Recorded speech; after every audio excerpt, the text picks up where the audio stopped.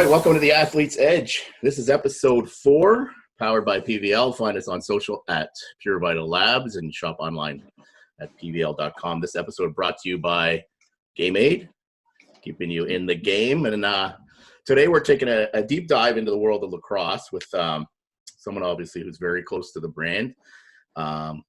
Good to spend some time today with PVL's own Wes Berg. How are you, Wes? Doing well, Ian. Thanks for having me on. Yeah, great. You just, I think we got you just after a workout.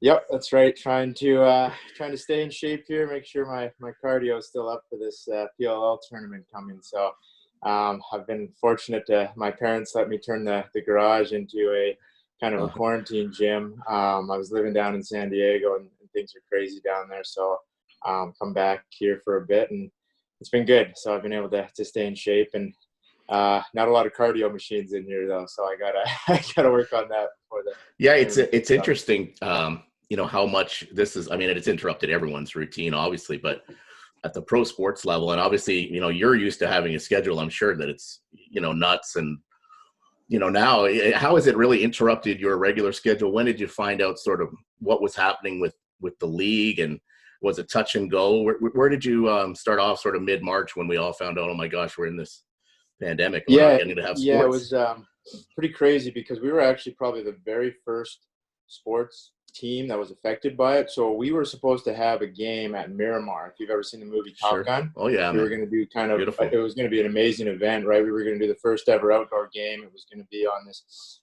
tarmac, basically for where flight like jets would be taken off while we're playing this game. It was going to be quite the show. Fantastic. And so the first cases that were in the U.S., they quarantined them at Miramar. It's a military base, right? So they canceled our game with that, but things kind of went on. That was in February, and so things kind of went on. Was that before the NBA? Was that before? Yeah, much before. Okay, but it wasn't that they canceled this. We just had to move our game to our regular. We had to move it around. It's not like they didn't actually cancel our game. They canceled the event, so we still played. We didn't really think too much of it. You're just thinking this is kind of a crazy infectious disease, and they had it under control. And then, so we played a couple more games, and then we were supposed to play in Vancouver. So I was coming home to play anyway. And the only reason I'm actually here is I came back a few days earlier to see family and friends and stuff like that. So I actually got here on the Tuesday, and then they canceled everybody's flight that was coming in on the Thursday because they said, this is right when the NBA started shutting down, and we're owned by an NBA franchise. Joe Size, our owner with the Nets, right? So that's right. And Alibaba so we too. Were kind of Sorry, what was that? I think he has a piece of Alibaba too, doesn't he? Yeah, the owner? That's right. It's pretty impressive. So they're on top of that, and that's kind of when we thought it might be, just a thing postponed and kind of put a bit of a wrench in the season, but we didn't expect it to be this level. Obviously, nobody did, and so I've been home ever since. So it's been a crazy kind of adjustment period. So would you have been stuck then in San Diego? Had this for a while, I guess. I mean, I guess you could have come home because you're from. Just for our listeners, know. Wes is from Port Coquitlam, right? Where Coquitlam. Well, Coquitlam. Yeah, close enough. So just outside Vancouver, actually where PVL head office is. But would they have let you? You were coming home anyway, but I wonder if you would have been stuck down in San Diego. Yeah, so I would have. I guess it depends because being a Canadian citizen, I think I would have been allowed to come home and then would have had to quarantine for 14 days. Which basically, my parents were actually gone, so basically did that anyway. Kind of, everybody, we were pretty on top of things in BC. So when I was back for a bit, then all of a sudden it was kind of, things started shutting down and all that started happening. So I was lucky to make it back. I think at a certain point I might have been kind of stuck down there, which still isn't a terrible place to be stuck, right? But, being in a kind of an apartment and things when you can't go to, they close down the beaches, golf courses, everything. Sure. So for my own sanity, it was good to be home and at least have, some more resources like having a house here in a backyard and a park nearby to kind of run around and do some stuff, activities, and to have a gym that helps big time. It kind of, not just to keep in shape, but for your own kind of sanity. It definitely made a difference. So, I mean, obviously we want to get into your training. It's a big part of the Athlete's Edge, sort of finding out what what makes the man and those types of things. But you said you just, you're getting your workouts in now with hopes of a return for the PLL, you're saying, right? A tournament coming up soon. Is that confirmed? So the NLL, which was that was the indoor league that I'm playing in San Diego.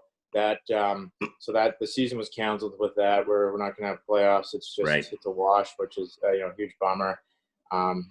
Just disappointing, but that's the way it goes. And then this PLL is more of it's a new league. It's outdoor, and they're trying to grow the game more across North America. So it's actually a traveling league where the teams don't actually base in any cities.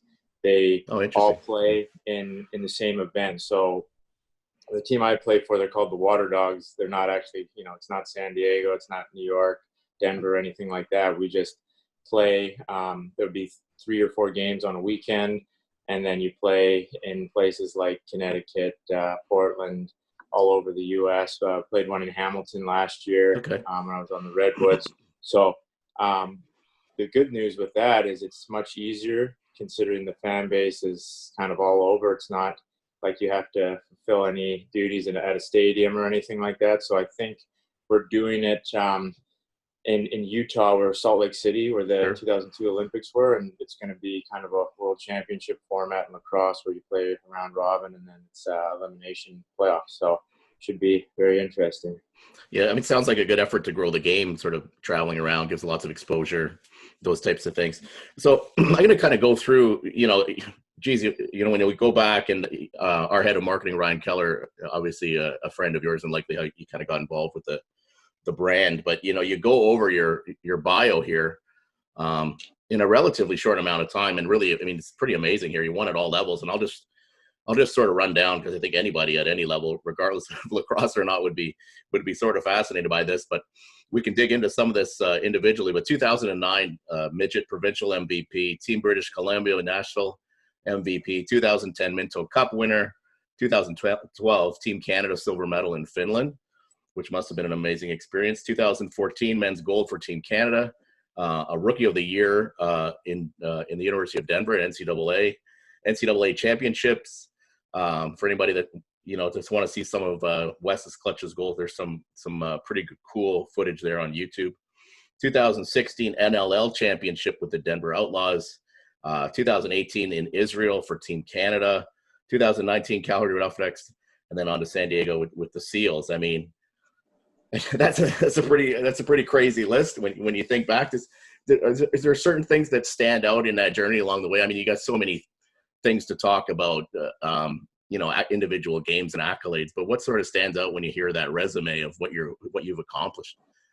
Yeah, I've been very fortunate growing up to play in Coquitlam, which is kind of a hotbed of lacrosse on the West Coast. So I had great coaches growing up, and great players to play with. And a team sport like lacrosse, you have a lot of players with a ton of talent or athletic ability, but it's not a one-man sport. So a lot of that is due to playing for great programs, having awesome teammates, and that's where the success comes from. And then, I've learned a lot and helped kind of build some programs where Denver was already an up-and-coming program in the NCAA. They had made the Final Four for the first time right before I got there, and they were growing, and I think they got beat pretty bad by Virginia, but it was, a team that hadn't been really ranked in the top 10 before that year. And then all of a sudden they kind of make the jump and make it to a championship weekend. And, to be able to help put them over the hump and win for the first time that an NCAA school's ever won lacrosse. That's amazing. That didn't border the Atlantic Ocean. We had guys from all over the place. So it was pretty cool to help build the program there and help grow it. And lacrosse in Denver has just kind of skyrocketed ever since. I think even before then it was kind of it was catching fire. So it's cool to be a part of stuff like that. And, it goes with having great coaches. I had Coach T, who's, the most legendary NCAA lacrosse coach. And I've had, just from growing up in minor lacrosse through junior, professionally, awesome teammates and coaches. And I'm just fortunate to be able to win some championships. And there's a lot of guys who, have great resumes, and you fall one or two short, and like you listed off, there's quite a few silver medals on there still. And do those and ones bug you? Do they come back to haunt you, thinking, man? For sure, right? Yeah, I mean, there's still, it's still great to get that far, and there's years where you've had injuries. You might have been able to win that year, or the team had the injury bug or whatever. It didn't quite work. So that's just how it is in team sports. And it's been a fun ride, and it's kind of nice to look back on some of that right now where you're not playing, but it's also a bummer to be losing these times kind of in the prime of your career, right? 26 to 30 or so is sort of what they consider the athletic prime. So you're hoping this doesn't go on too long, but you make the best of it, trying to stay healthy and stay fit so you can play longer, right? And not get any of those injuries, or be able to keep playing at that caliber. So that's just what I'm kind of looking to do right now while the climate is sort of at this time, until we can get a cure or something for this. Yep. So when you go back to the early days, in Coquitlam, it sounds like a lot of Canadian kids, lacrosse and likely hockey in the winter. You kind of had that support system, I'm sure, but when did you kind of know? I mean, you played hockey, you played lacrosse. When did you kind of have to make that choice or decide to put your energy into one of them? Yeah, that was tough, because I really loved playing hockey, and it goes a lot again with coaching and kind of the organization you're playing, because Coquitlam in hockey had a ton of players, and we had a huge organization, but we didn't have the coaching caliber that you see these clubs like Burnaby Winter Club and North Shore Winter Club and some of these other areas where they have kind of this elite coaching, and they're really good programs. And there was a certain point in hockey where, I don't know, maybe if it was the early morning practices or just where it kind of wasn't it wasn't quite as fun as lacrosse. You have kind of the close group of guys that you played with for a long time, and had Dan Perot growing up as a coach, who was lacrosse Hall of Fame, all that, and he really taught us a lot, and he helped you get to that next level. Whereas hockey, it's great to have parent volunteers and coaches like that, but you've got Burnaby Winter Club with ex-NHL guys teaching kids. It's a bit different. So we had it tough against them, but lacrosse, it kind of came to that point. And hockey, I think, was a lot more commitment, where the guys who are doing really well at that age, they're playing hockey all year round and doing all these elite training camps in the summer and a bunch of things where I think I enjoyed taking the time off and playing lacrosse. And then it got to the point where I was playing up in junior in 2010, and that's kind of right when I was still growing. And in hockey, there's a Bantam draft, which some of these kids are 6'2", 230 pounds in Bantam, and they're getting drafted in the first and second round, and then all of a sudden they plateau because they're not running over guys that are for me, I think Bantam, I was like not even close to 6 feet tall, maybe 5'10", 170 pounds soaking wet, right? Like a lot of guys. And so it's different. You see a lot of guys that I played with take a different route, where they're the same thing with me, but they stuck with hockey and they played college and they made a heck of a career in hockey. And I don't think I had the same skill level in hockey as I did lacrosse. So I think the road I chose was good. But if you look at the sport of hockey, that's that's probably where I would want to be if I was looking back on it right now. But you never know how it works out, right? So I'm happy to be playing the sport I am. But yeah, 2010 was kind of the point where I'd had been invited to some WHL training camps, and maybe could have played BCHL or something like that. But we ended up winning the Minto Cup. That was in Coquitlam, which was a huge thrill, and that went all the way through August. So I didn't even have skates on until and I was pretty banged up after a long summer lacrosse. So I ended up not playing really rep hockey that year, and that was when I ended up committing to Denver Lacrosse, and that was kind of where all my focus went. So, I wish I could have tried to play hockey at a higher level, especially once I grew quite a bit, because even in college, I think I grew an inch and put on, 20, 30 pounds, and just kind of a late bloomer. So, but I don't know if, you look at a lot of these players that are just gifted skaters, and it's a different skill set in hockey. So you never know, but it was tough giving it up, because that was probably they're neck and neck for two favorite sports, right? I still play beer league hockey when I can, and I think hockey's the probably the most fun out of any sport you can play. It's just way different, right? Being on skates and the speed of it and the skill. And yeah, so I do miss playing it, but I still get out there as much as I can. Well, you can't get any more Canadian, right, than the two pastimes, Canada's national pastimes. People will argue, is it lacrosse? Is it hockey? But it sounds like, you've had the pleasure of being able to play both. In your journey along the way, it's funny because last episode we talked to Mike Zigomanis, obviously won a Stanley Cup and he rose along the NHL ranks, but he was in junior, he was a big scorer and flashy and the offense was there. And then he really had to adjust his role to become, offensive or face-off guy, role player, fourth liner.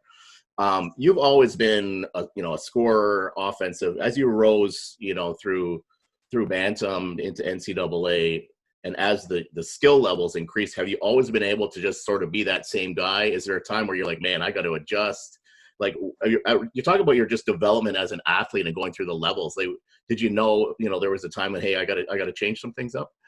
Yeah, definitely. That's kind of what I attribute most of my success from a personal level from is, playing my first year in junior, I was playing with guys like Ben McIntosh, Robert Church, Mark Matthews, who were older and had a ton of skills. So you grow up, you're used to having the ball all the time. You're kind of the quarterback playing. So I learned to play off ball and try to, I wasn't very big at that time. I was 16 playing with 20-year-olds. So I'd get run over, but I learned to be able to set a good pick, the timing of it, to be able to slip the middle, create space, and do a bunch of things that, make you valuable and kept me in the lineup. And then you got to score when you get the chance without being used to having the ball in your stick all the time and creating your own shots. So I learned a lot of that in junior. And again, I played with such great players that when you were open, they fed you the ball.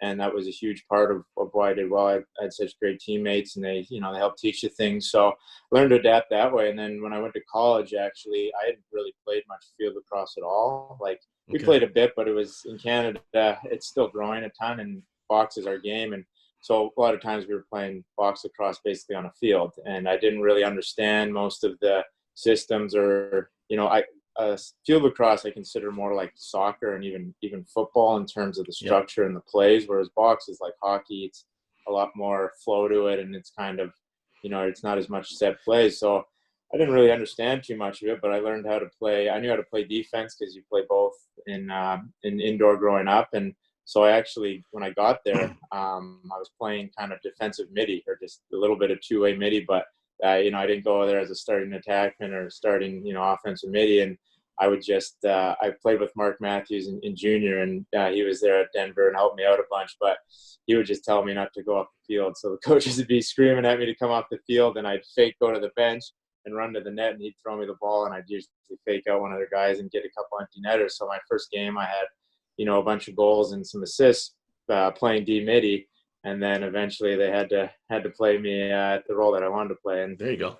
Throughout those years, and then it ended up playing attack and kind of having that starting role. So yeah, I feel like I had to earn everything that I went through and adapt a ton and play a bunch of positions, which has helped. And same thing when you go, even if you're one of the top players professionally, you go and play on Team Canada. Well, everybody is the top player on their team or top player in the world. So you got to bring something else to the table. If I just played attack and only had kind of one offensive skill set, I wouldn't have made the team. I was able to do things like, run the wings on face-offs or play some defense or play midi. And that's which has helped me get to play for my country and, win a world championship and some cool things like that at a younger age. So that was pretty special. So yeah, definitely, learning to adapt is a huge part of the game, and huge part of any sport, I think, playing a different role. Those Team Canada events, I mean, what's it like to put on the Canadian flag on your jersey for the first time? I mean, that's pretty crazy. And getting to travel, Finland and Israel. And I mean, it's a whole other level. Those are tested events too, right? For banned substances. And like that is the pinnacle. But what's it like throwing that, that Canadian jersey on for the first time? Oh yeah, it's extremely special. I mean, growing up, you get to play with some of your idols. Like it was pretty cool. You're as a Coquitlam kid, I'd seen guys like Brody Merrill and Jeff Snyder and all these guys play. And that year that we won in 2014, I was still in college, so I was playing with some of these guys that you looked up to as a kid playing. And be able to put on that jersey and win. You know, that's the icing on the cake for That's sure. amazing. That's what makes it pretty memorable. But even just the experience and to be able to play for your country is like no other feeling. It's funny. I watched, like a lot of people, the 30 for 30 on ESPN, and you can go back and watch, the Gretzky trade, the trade that the Canadian guy went to Los Angeles, and they were last in the league, and hockey was Canada's sport. You've been across the border is so much. It's interesting because you've been, hockey with hockey nuts, or Canada's hockey nuts, lacrosse nuts. The U.S. though, in those pockets, I mean, Denver's one thing. What's it like taking the game into a place like San Diego? Where is it highly developed? Is it kind of new and novel? What's it like playing in San Diego?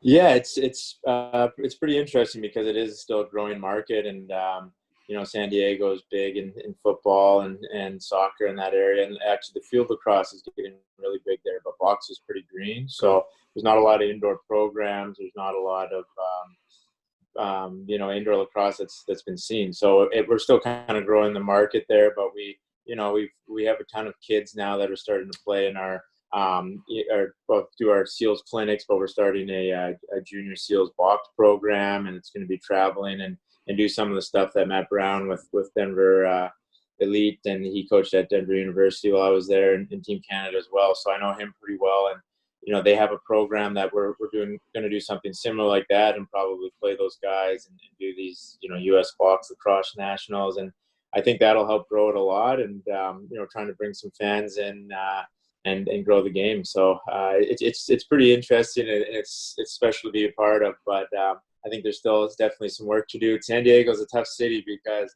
not only do you have all the other things to compete with, but it's 25 degrees and sunny almost every day. A lot of distraction. Yeah, people would rather go to the beach or sit at a bar on the beach and watch a game on TV, and it's a little bit different than a town like Denver. That's a big sports town, and it's the winter, weather's not always that great, and people hunker down and come into games, or they're diehard Broncos fans, and you see what Kroenke Sports has done there with just an unbelievable job. So I think we're trying to kind of grow it slowly but surely, and get more and more people. And actually the San Diego Dolls, that they're Anaheim's AHL team affiliate, so they do pretty well, and they play in the same building as us. It's a bit of an older building, but it's a cool atmosphere. So this COVID definitely puts a bit of a obstacle in our way for still trying to build some fans and things like that. But I think we're gonna end up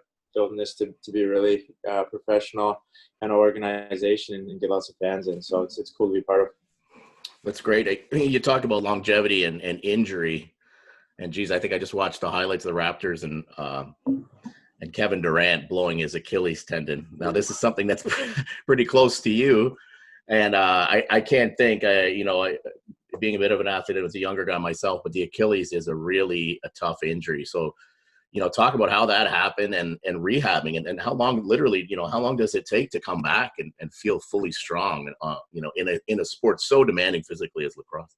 Yeah. So I didn't actually tear my Achilles. I broke the foot, kind of where it's called the talus, where it attaches your ankle to your foot, and then I tore all the ligaments off of it. So I had to have surgery. It's not quite the same as the Achilles, but there's a bunch of things that went on with it. It was kind of it was a pre-existing injury that I had hurt before, and then I really screwed it up just a freak incident in playing box and in the summer league. And so actually I think it probably helped in the long run getting the surgery and getting that fixed, but I still definitely have some Achilles injuries or Achilles problems from it, right? It's one of those nagging injuries that might not go away with all the running. I can't complain too much because I've, knock on wood, never had any knee problems or anything like that, but you get tons of injuries, and this one will bug me, probably forever, but I try to keep it under control. But my dad actually tore his Achilles a couple of years ago, so that he was playing Premier League, so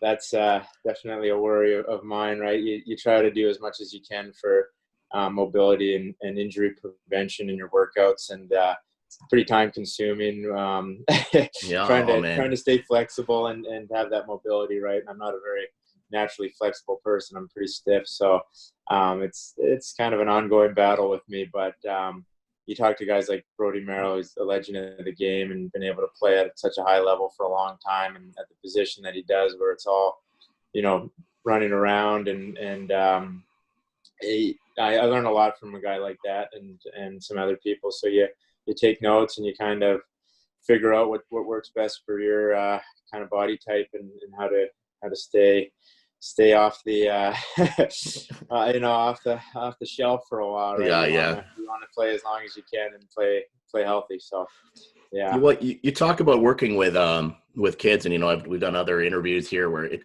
just doesn't seem like anymore that there's an off season, and when you get into kind of training and stuff like that, even from 10 years ago, like you must see a big difference in just how much training, and the sport is almost nonstop now. Is there a point? Oh, yeah. Is it too much? Can you overtrain? What's your mindset on that, just in terms of yourself staying in shape and sort of what your regimen is, and how the sport is being approached now, just in terms of the physical training?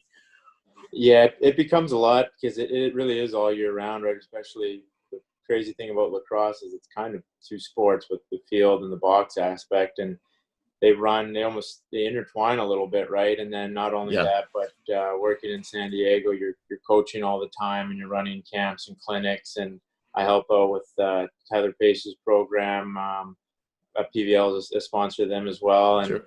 So you help coach a bit when I'm here, and it's it really is all year round. And you can get burnt out a little bit, especially when you're the season's going. You have a couple rough games in a row, and then you have a long day in the sun doing a camp or something like that, and it can wear on you a bit, and it's tough to find time to train when you're traveling, and you're trying to teach and coach at the same time. So it can be a lot, but I could be doing a lot of other things that you can be working a 9-to-5 office job with something you don't enjoy for a living. So I try not to take it for granted, and there's some awesome days and awesome weeks, and then there's some tough times when travel gets screwed up, and some days can be long, but I really do enjoy it, and it's pretty fun being able to coach with guys that you enjoy being around and help kids out, and it's a pretty special job. How is and obviously to support your training, and you got involved with PVL. I'm not quite sure how long you've been sort of associated with the brand now, but how has the supplementation fit into your regime, and is it recovery? Like, how do you look at supplementation in terms of supporting what you do physically? Oh, it's been a huge advantage, not only talking to Ryan and everybody at PVL and kind of getting some more insight on what a lot of these supplements actually do, but sure. When you're, like I talked about earlier with the travel, when sometimes you don't have you say you're traveling to the East Coast, and that's a 15-hour day with the time change half the time, because you have your layover. Absolutely. And you try to pack some trail mix and some healthy things, but at a certain point you land and it's 11 o'clock, and the only thing that's open is fast food or whatever's there, right? So to be able to have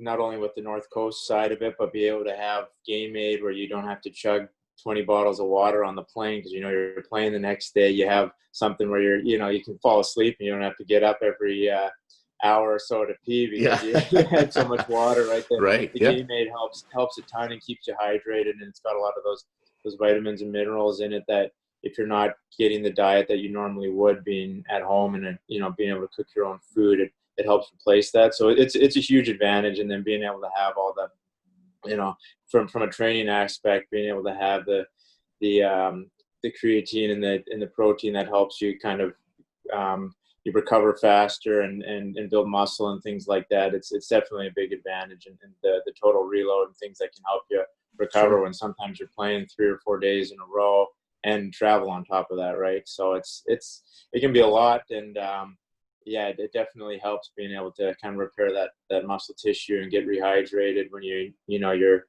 play. When I was playing in Oakville, you'd play sometimes Thursday night in Peterborough, which would be a 3.5-hour drive. Yeah, man. And then you drive back, then you're up at 5 o'clock to go to the airport to go all the way to Denver or Florida, and then you're practicing that night, getting in at 9 o'clock at night, and then playing the next day at noon, and all of a sudden, it's 120 degrees in Boca Raton where we're playing, and humidity, and you see a lot of people cramp up and even pass out doing playing like that. So I've been fortunate to feel good from a kind of a health standpoint when I'm playing. A lot of times it's more mental than physical, so that's a big advantage, having PVL to help out with a lot of that stuff. No, that's great. And in terms of your actual training, I mean, this is a bit of an anomaly, obviously, this off season, but would you look at things like doing more weights and a mix of cardiovascular sort of off season and then toning that down? Like, how do you look at the actual training? How do you split your routine up? You said you're not that flexible. Is there yoga? How do you look at all that stuff in terms of increasing your athletic talent through your training? Yeah. So, at the beginning when they shut down the NLL season, and I knew PLL was going to be kind of put on the back burners for a while, I was just trying to do some things that I hadn't had time for in a while, like, kind of lifting a bit heavier and then working on my flexibility, because you don't have to worry about being sore the next day. You can, do heavier, some squats and some heavy free weights, and then stretch out and kind of get into that regimen. But lacrosse is a very cardiovascular sport, and intense. So I kind of switched gears here to doing a bit more mobility stuff. That's kind of injury prevention, and then more kind of circuit training where you're doing lighter weights and a little more running around and stuff like that. So I switched gears a bit here, but it was good. You got to take advantage of even kind of a tough situation with this COVID and being in lockdown to work on some things that normally, during the season or playing all year round with the travel, you can't go to the gym and try to squat 500 pounds and then get on a plane and all, sure. The next day your back's all jacked up or your legs are so sore you're useless out there playing, right? So it's good to be able to have a bit of time to build some strength and do some static stretching where again, you don't want to tear those muscles too much and work on that flexibility and then go into a game and blow a hamstring or something, because a lot of that quick muscle twitch, right? Sure. It's more so doing the dynamic stretching beforehand. You want those muscles pretty elastic. So again, playing all year round, you don't really have the time to work on that. So that's something I've been trying to do in the last couple months, and the flexibility is still not quite there, but you keep working on it. It'll be a lifelong battle. So I'm getting better. Well, it seems like you've done all right with that so far. So, transitioning to today, you also have a connection with Warrior. Is that still on Warrior hockey and lacrosse, I guess? Definitely. Just talk about a little bit about your work with those guys, and just giving a shout out. Obviously, they provide fantastic equipment. You've been working with them for a couple of years now, obviously. Yeah, so it's been pretty awesome working with them right out of college. They were a huge sponsor. The connection with Dave Morrow, who was the founder and CEO of Warrior, who's actually moved on now. He's doing a cannabis company. So I was working there doing some product and development with them, working on kind of a universal stick where you don't actually have to string it, and helping kind of with the pro side of that, and then also the main idea behind it is developing it so kids who don't have a background in lacrosse and parents don't know how to actually string a stick can still play and don't have to fidget with this thing, or their equipment malfunctions, they don't get discouraged and quit. So it was a big kind of growing the sport opportunity, and it was awesome to be a part of. And then switching gears to San Diego, and a lot of the stuff happening, I've just stayed on as a sponsored athlete, and it's been great. They do have some unbelievable top of the line equipment, and getting to use their stuff playing beer league hockey, having the stuff that hasn't even come out yet. State of the art. What is this? Yeah. So that's always cool. But no, the lacrosse, they've been kind of the big dog in lacrosse for a long time, and they put a ton of money into their equipment, and it's been a big benefit for me being able to use their stuff, and a lot of their protective equipment and gloves and things is top of the line. So it's been great using that, and I do some marketing things with them, which is always fun, and working with some friends there who Zach Curry, who I played with on Team Canada in Calgary, and Denver Outlaws, and then Ken Clausen and some guys I know from Denver. So it's cool working with those guys. And right now it's, again, everybody's kind of slowed down with COVID. So this coronavirus has put a bit of a wrench in everything. So I know things right with them have slowed down a little bit, and hopefully they get going a bit more here. So last sort of thing, career-wise, is there a pinnacle, a one memory that stands out like absolute most to say, hey, my career so far, this has been the best moment, or is it too hard to pick? It's tough to pick because, being a Coquitlam kid and getting to win in your hometown was kind of the first real championship, and I was very young, and maybe you take it for granted, but that was a really cool experience to have all your friends and family. And it was the first time Coquitlam had ever won a Minto. They had such a good junior program that had been up and down for decades, and they'd been to finals and had heartbreaks. So that was really cool to be a part of, and playing with some guys that had grown up with my brother since we were 2 or 3 years old, that I'd known forever, and a couple guys that I'd played with since I was 4 or 5. That's pretty special and cool thing to do. And then